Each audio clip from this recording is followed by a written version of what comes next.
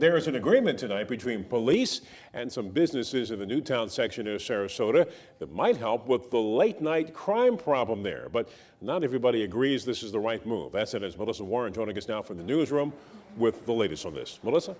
Sarasota Police Chief Bernadette DePino believes a new agreement with some of the businesses in the MLK corridor to voluntarily close at 2:30 will reduce late night disturbances, while other business owners and community members still question the kind of message it's sending.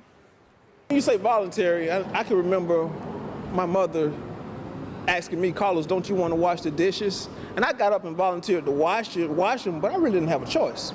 So when you say voluntary, you got to kind of understand the power and who it's coming from. A third-generation Newtown resident, Yancey, says regardless of whether the agreement to close earlier was voluntary or forced, he questions whether it will work. We were hanging out on this corridor before most of these businesses were here.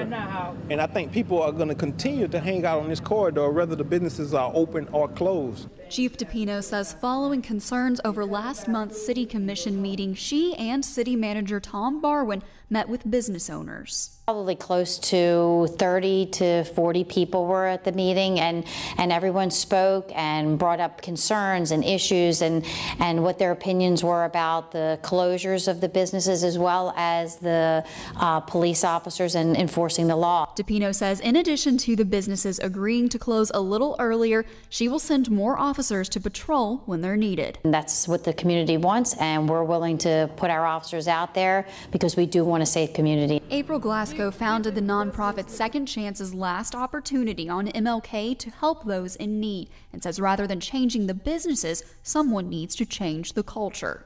That the community has been divided for a very long time. And now, if this is an issue being brought up, let's find the resources, let's find funding, let's fund the programs that already exist in the community and help them to make this community what it needs to be. Glasgow says the issues in Newtown go far beyond closing a business early and hopes members of the community will stand up and do some of their own policing. Yeah, April Glasgow has some interesting ideas there, but I'm wondering, the businesses, some of them have already begun to voluntarily close early. Has that made any sort of difference in these late night disturbances? Well, it's only been a week since they met on July 31st, but DePino says the businesses have been closing by 2:30, and she says crowds and disturbances seem to be down so far. All right, Melissa, we will continue watching. Thank you.